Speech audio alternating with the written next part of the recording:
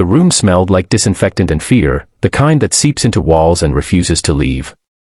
Under harsh white lights, a German shepherd lay motionless on a narrow hospital bed, and 4-line taped to his foreleg, his chest rising in shallow, uneven breaths.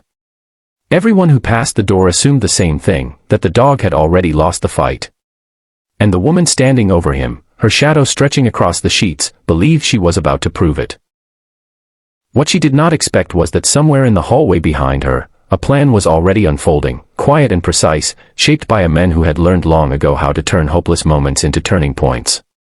If you believe in kindness, in second chances, and in the idea that courage can arrive at the last possible second, take a moment right now to like this video, share it with someone who needs hope, leave a comment, and subscribe to the channel. Your support helps stories like this reach the hearts that need them most. The dog's name had once been Rex, though the chart clipped to the bed now listed him as an unknown animal, condition critical. He had been found near a construction site days earlier, thin, injured, and exhausted, his once proud posture reduced to a curl of fur and bone. The clinic staff did what they could, but resources were stretched thin, and patients thinner still. The woman in the red dress, well known for her temper and her influence, had decided the case was finished. To her, the dog was a problem to be resolved quickly, quietly, and without expense. She convinced herself it was mercy. She convinced herself it was necessary.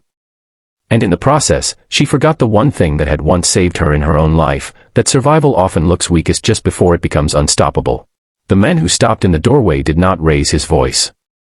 He did not rush. He stood with the stillness of someone who had learned to read rooms before moving through them. His shoulders were broad beneath a plain jacket, his stance balanced, his eyes scanning details others missed. To the clinic staff, he looked like another concerned visitor. To Rex, who opened one eye for a second and let it fall again, he was something else entirely. The man felt at the instant he saw the dog's ears twitch, the faint tightening of muscle beneath the fur. Recognition lived there, buried but breathing.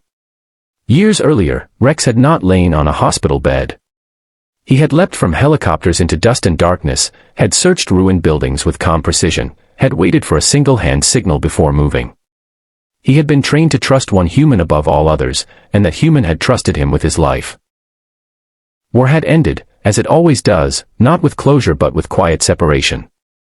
Rex was retired, rehomed, lost in paperwork and distance. And now, by chance or by something like fate, he had been found again. The woman's raised arm froze when she sensed movement behind her. Annoyance flashed across her face, then anger, then a practiced look of control. She believed authority came from dominance, from deciding when something ended. She did not understand plans that worked in silence. The man did not confront her with words. He stepped closer to the bed, placed a steady hand on Rex's side, and felt the weak but determined rhythm of life. His mind moved quickly, mapping options the way it once mapped exits and entry points. He had learned that the most effective plans were not loud. They were patient. The challenge was not only saving Rex's body, but saving his chance. The clinic needed proof, not promises. They needed time, resources, and responsibility transferred. The men made calls, signed forms, and waited through tense minutes while the woman argued with administrators in low, urgent tones. Every second felt like a countdown. Rex's breathing faltered, then steadied, as if sensing that something had shifted in the room. The man stayed close, his presence an anchor, his focus unwavering. Outside, rain began to fall, tapping against windows in a rhythm that matched the pulse in the man's ears. He remembered nights like this, waiting for dawn that felt too far away. He remembered how Rex used to press close during storms, grounding him when memories threatened to pull him under. This was not just a rescue. It was a return of a debt long overdue. When permission finally came, it was not triumphant. It was quiet. A signature here, a nod there. The woman in red stepped back, frustration tightening her jaw as control slipped from her grasp. She had thought the dog was finished because she had measured life by convenience. She had not expected a plan built on loyalty. The next hours blurred into careful movements and hushed urgency.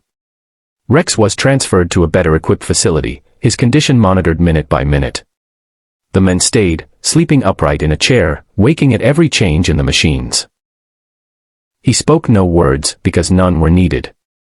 His hand rested on Rex's fur, steady and warm, a promise made without sound. Recovery did not come quickly. It came in inches. A stronger breath. A slight lift of the head. The first time Rex tried to stand, his legs trembled and gave out, and the men caught him before he fell. The staff watched with a mix of curiosity and respect, seeing not a patient and a visitor, but a partnership rebuilding itself piece by piece. Hope returned to the room, not as a sudden miracle, but as a disciplined practice daily. Weeks later, sunlight filtered through a window as Rex finally stood on his own, tail wagging in a slow, careful arc. Scars remained, and always would. But so would the bond that had carried them both through darker places. The woman in red never returned. Her chapter closed quietly, without the ending she had planned. Rex's story, however, was only beginning again. Just before the ending, we have a special request for you. Please comment below with one word that describes how this story made you feel. Your words matter more than you know.